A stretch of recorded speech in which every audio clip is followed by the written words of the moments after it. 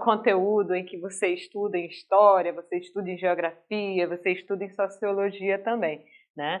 E em filosofia você acaba estudando, querendo ou não, porque você vai trabalhar lá em indústria cultural, e aí você acaba trabalhando um pouquinho de globalização, porque a indústria, né, produção de cultura, homogeneização, padrão, enfim, você acaba trabalhando um pouquinho lá também, tá? Então essa tão temida aqui globalização e tão chata, porque acaba sendo configurada aí em várias disciplinas, ela é importante por quê? Porque ela é uma ação global, ela muda as perspectivas, a forma de pensar, a forma de agir, ela muda a economia, ela muda os processos sociais. E exatamente por isso, por mudar os processos sociais, que a gente precisa entender na geografia os impactos políticos, econômicos, né, os impactos de relação entre os países, inclusive dos meios de transporte, dentro da história, porque ela faz parte de um momento muito importante para a construção da nossa sociedade globalizada, para a construção desse viés aqui que nós temos, e aqui na sociologia, porque a gente vai mudar a nossa forma de pensar e a nossa forma de nos relacionar em sociedade, tá bom? Então, cada eixo, cada disciplina vai trabalhar a temática aqui dentro da sua importância, né, de como vai atingir o objeto de estudo daquela disciplina.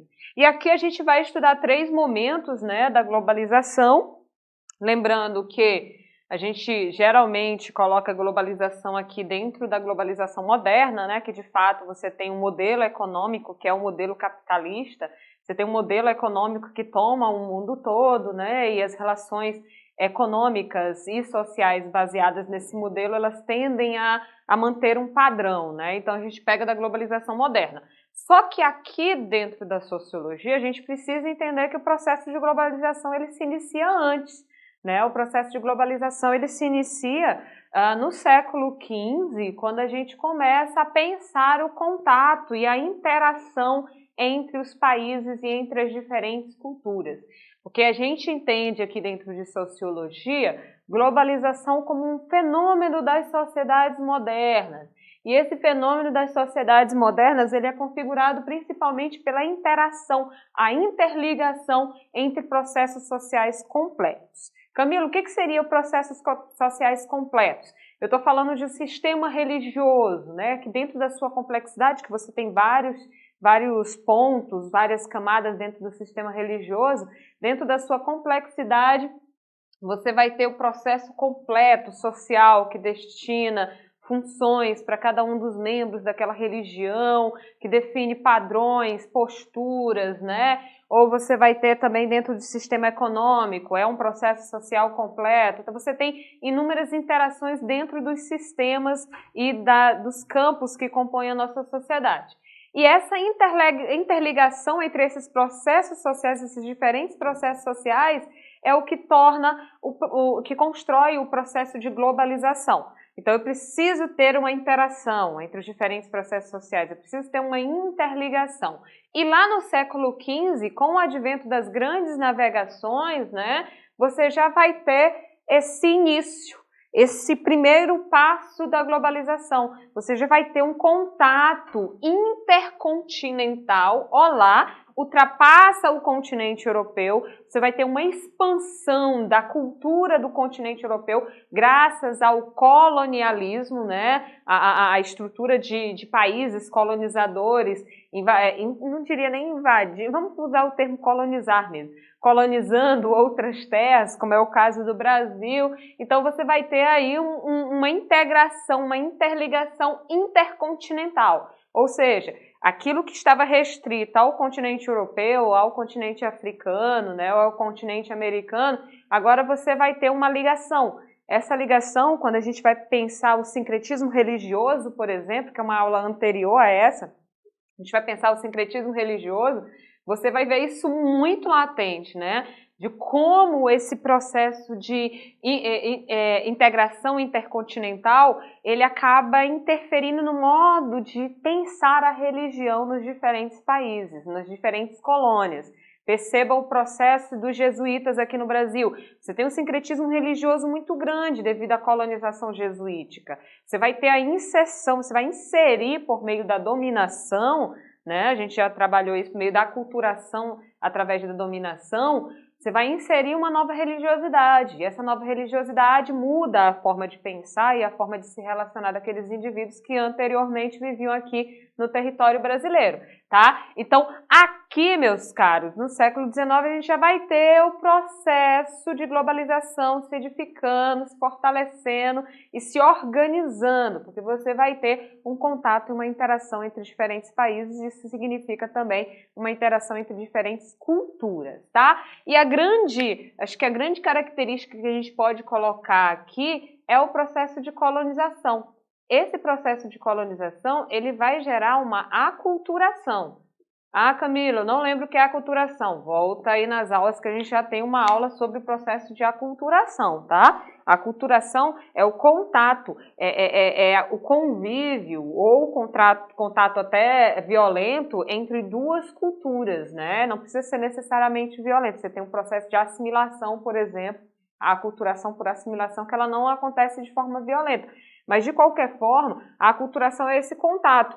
Quando há esse contato, há uma mudança nas estruturas culturais, há uma mudança nas práticas culturais e na forma de pensar desses indivíduos. Às vezes, né, na maioria das vezes, uma cultura se sobressai sobre a outra, mas pode acontecer também de uma se misturar com a outra, criando uma outra cultura, que seria a cultura híbrida. Então, fiquei com dúvida na aculturação, volta aí que já tem aula sobre a aculturação. E aqui a gente já começa esse processo, tá? E esse processo de interligar os continentes, de expandir um modelo de sociedade, expandir um padrão de conduta, um padrão de religiosidade. Então a gente já tem aí essas características lá no século XV, graças ao advento das grandes navegações. Um outro momento histórico que a gente pode discutir e pensar a globalização como uma virada, principalmente na questão econômica, é a do século XVIII e do século XIX. Porque no século XVIII e no século XIX, né, você vai ter um pensamento, não vamos colocar um pensamento, você vai ter uma política de neocolonialismo. Camila, o que é neocolonialismo?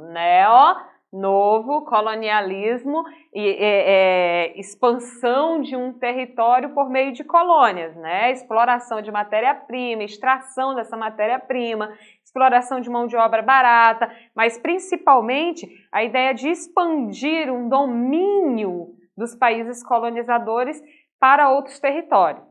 Então você vai ter aqui, principalmente no século XIX, uma prática muito grande de neocolonialismo. Quando a gente pensa lá as antropologias culturais, né, o evolucionismo, por exemplo, e o darwinismo social, eles vão sustentar teses que vão favorecer o imperialismo, né, o imperialismo europeu. E esse imperialismo europeu, ele vai justificar as novas colônias, os novos sistemas de exploração de territórios, principalmente no continente africano. Então, o continente africano ele é redistribuído, né, entre os países colonizadores. E além dessa prática, essa prática bem aqui, ela vai gerar um processo muito importante para a gente tentar entender, que faz parte inclusive do nosso dia a dia, que é o etnocentrismo. É justamente a característica do neocolonialismo de pensar novas colônias, de fortalecer a prática imperialista, né, dos países colonizadores como superiores aos territórios colonizados, porque a gente nem pode falar de país, né? Se é colônia não é exatamente país, mas aos territórios colonizados, você vai ter a inserção na prática desses países colonizadores, França, Inglaterra, enfim, você vai ter uma prática muito grande do etnocentrismo. Camila, também não lembro o que é etnocentrismo. Tem aulas sobre isso. O etnocentrismo, ele é a percepção de mundo, a concepção, a ideologia de que a sua cultura está no centro. Então, etno, da ideia de etnia, da ideia de cultura, da ideia de identidade cultural, centrismo, a ideia de estar no centro. Né? Então, etnocentrismo é quando você coloca a sua cultura no centro, a sua percepção, a sua visão de mundo, você coloca no centro e pode julgar toda e qualquer sociedade a partir dessa visão. Tá? Então, essa prática de neocolonialismo, de imperialismo, fortalece o etnocentrismo. Porque é como se o modelo europeu, né, ele fosse exatamente isso, um modelo a ser seguido. E todos os outros países, né, principalmente as colônias, mas todos os outros países, eles são julgados a partir desse modelo, a partir dessa visão de mundo, né? Além do etnocentrismo, do imperialismo e do neocolonialismo, Camila, que tipo de processo eu posso destacar aqui no século XVIII e no século XIX? Olá, século XIX, Revolução Industrial. Por que é tão importante a Revolução Industrial? Simples, a Revolução Industrial acaba de fortalecer o processo de produção do capitalismo. Ó, a produção do capitalismo. O capitalismo não é movido por capital? O capitalismo não visa lucro? O capitalismo ele não vai se alimentar aí, principalmente quanto maior a produtividade, melhor a quantidade de lucro, melhor a captação de capital, né, de dinheiro. Pois é, com a Revolução Industrial, principalmente com a mecanização do processo de produção, né, você vai ter um boom, você vai ter um aumento gigantesco no processo de produtividade. Quanto maior a produtividade, pelo menos nesse período, quanto maior a produtividade, maior a quantidade de consumo, maior a quantidade de venda e, consequentemente, maior aí a retomada do capital, né? Então, você vai ter aqui na Revolução Industrial o fortalecimento de um sistema.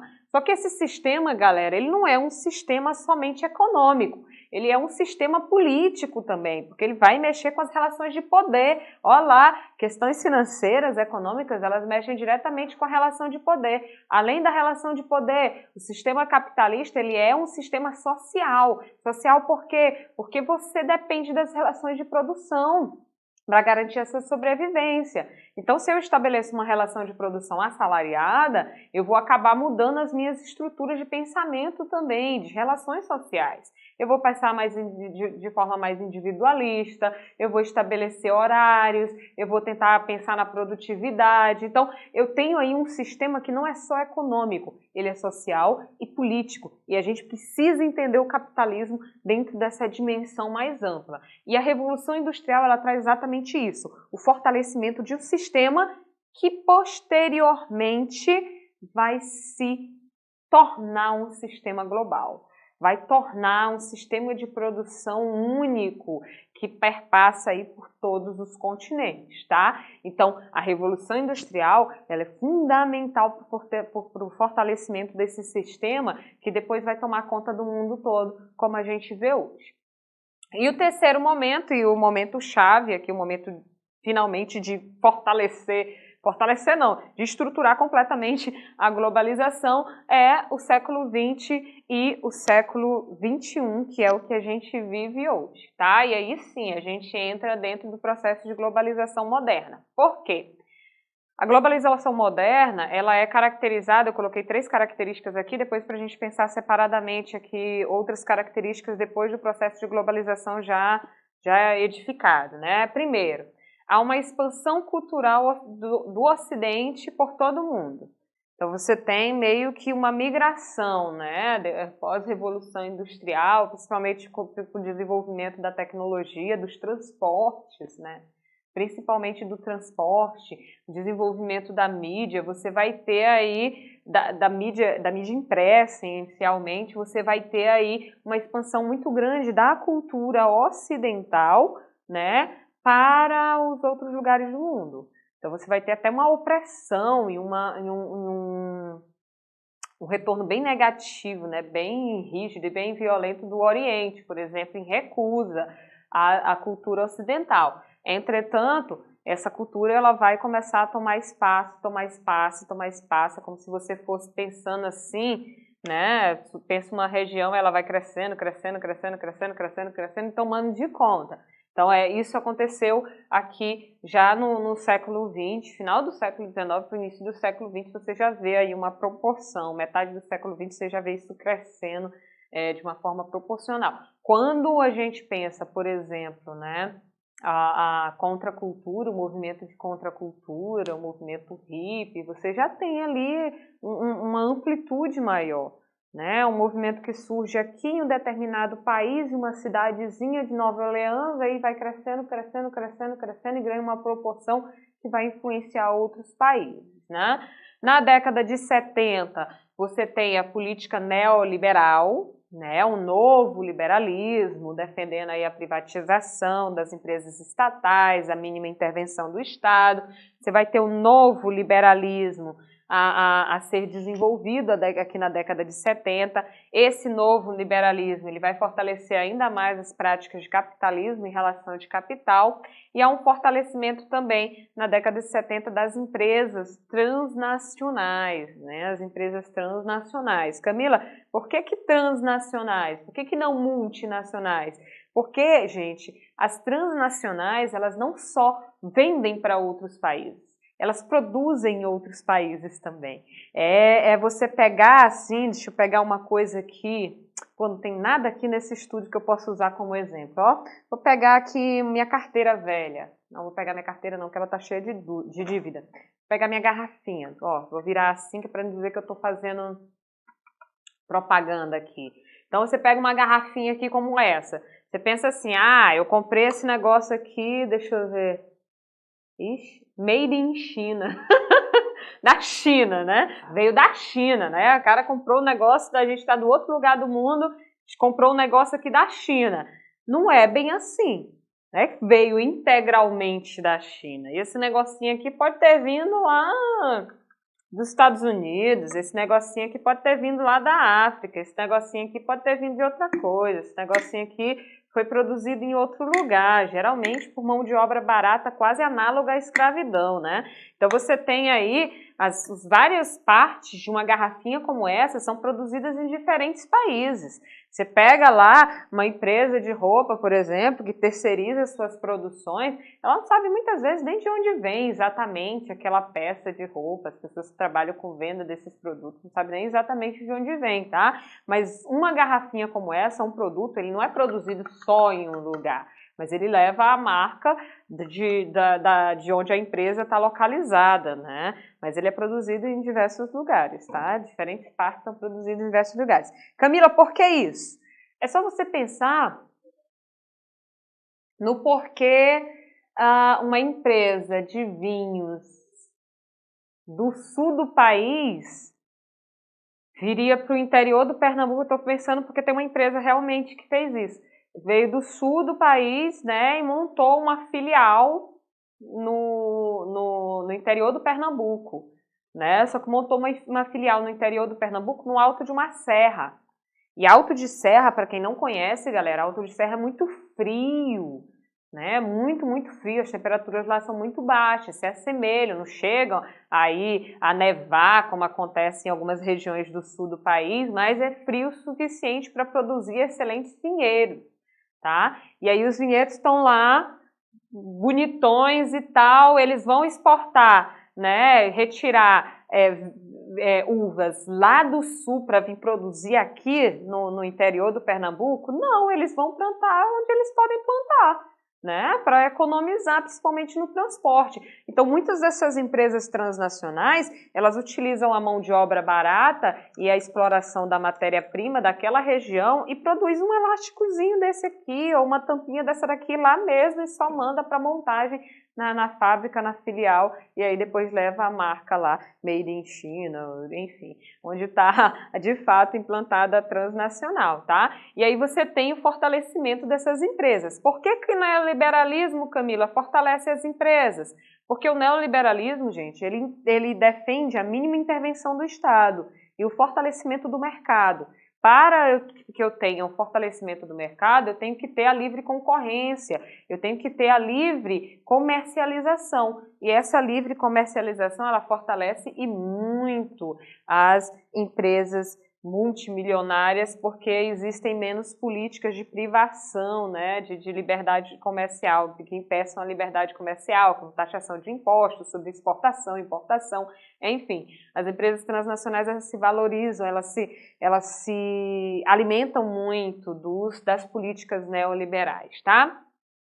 E aí eu quero que você pense o fim, assim, de um processo duplo, né? De uma dualidade no qual o mundo vivenciava. Do século XIX até a 1989, mais ou menos, você tem aí um mundo dividido em duas grandes formas de pensar. Você tem um mundo ocidental, que era um mundo capitalista desde segundo Weber, né, desde o século XVI, com a Reforma Protestante, mas vamos pensar aqui na Revolução Industrial, então desde o século XIX, você tem um mundo ocidental capitalista, que tem uma forma de pensar capitalista, mais individualista, que tem produções baseadas no capital. Então você tem um mundo ocidental, vamos colocar ele bem aqui, ó. Você tem o mundo ocidental, e esse mundo ocidental ele é capitalista, tá? E você tem também o mundo oriental. E esse mundo oriental, ele é socialista. Camila, peraí, eu não lembro disso aí não. Galera, quando a gente estava estudando Karl Marx, ó, século XIX, você vai ter aí o fortalecimento do capitalismo e você vai ter aí um conjunto de pensadores, políticos, revolucionários que vão pensar uma sociedade alternativa à sociedade capitalista e vão montar um verdadeiro bloco econômico do bloco econômico socialista. Esses países liderados aí pela União Soviética, eles vão ser os grandes representantes e opositores do capitalismo. Eles vão se colocar contra o capitalismo. Se colocando contra o capitalismo, o mundo vai estar dividido em dois. O mundo vai estar dividido em duas partes. Você tem os países liderados principalmente pelos Estados Unidos, né, que pertencem ali ao bloco econômico capitalista, e você tem também, do outro lado, os países liderados pela União Soviética, que vão pertencer aí ao bloco econômico socialista. Você tem blocos econômicos distintos. Camila, o que é que muda na forma das pessoas se relacionarem? Tudo, galera. Tudo. Primeiro, as relações são baseadas em capital. De um lado, você tem sociedades que pensam no bem comum e estruturas de governo extremamente ditatoriais. Do outro lado, você tem processos democráticos de escolha de representantes. Ah, Camila, esse processo democrático acontece de maneira tranquila? Não necessariamente, mas você tem a possibilidade de participação da população nas escolhas políticas. Do outro lado, você não tem. Pense a Alemanha, por exemplo. Né? Você tem a Alemanha Oriental e a Alemanha Ocidental. A Alemanha, um país dividido, um território, um país dividido em dois. E essa divisão era tão clara que foi criado um muro, né, para separar essas duas concepções e essas duas formas de vida. Como é que isso acaba? Você tem o advento da Guerra Fria. Na Guerra Fria, vocês têm as duas grandes potências competindo entre si. Ainda bem que não lutaram entre si, porque senão hoje a gente não estaria aqui para contar a história, muito provavelmente. Você pensar no final da Guerra Fria, a análise sobre o arsenal bélico dos Estados Unidos, de que os Estados Unidos teriam um arsenal bélico suficiente para destruir o planeta Terra 8 vezes seguidas. Então, ainda bem que esses blocos econômicos não entraram em guerra propriamente dita, mas eles se envolveram em outras guerras. Eles se envolveram nas guerras da Coreia, né? Um apoiou a Coreia do Norte, o outro apoiou a Coreia do Sul. E às vezes até quando eles tinham um tratado de passividade, né? de alianças, aí ou os Estados Unidos ou a União Soviética ia lá, ó, tá acontecendo isso, isso e isso, vamos atacar. Então eles ofertavam arsenal bélico para outros países que tinham conflitos históricos para não ter que entrar em combate entre si. A Guerra do Vietnã, a mesma coisa, né? Você tem aí essas duas grandes potências se envolvendo em outras guerras. E ao mesmo tempo você tem essas duas grandes potências desenvolvendo e investindo muito em tecnologia. Porque aqui, gente, você tem de um lado o EUA e do outro lado a União Soviética.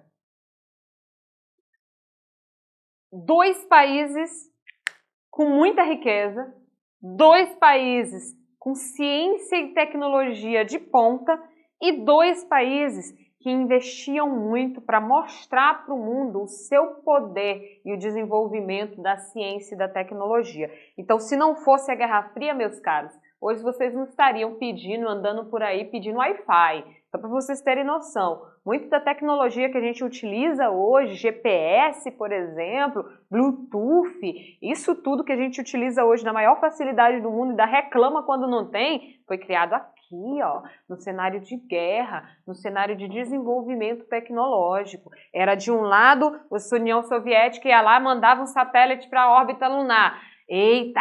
Acabou com o orgulho dos Estados Unidos. Os Estados Unidos ia lá e mandava um homem para pisar no solo lunar. E aí um investia nisso, o outro investia naquilo, manda um cachorro, manda isso, não sei o que, não sei o que.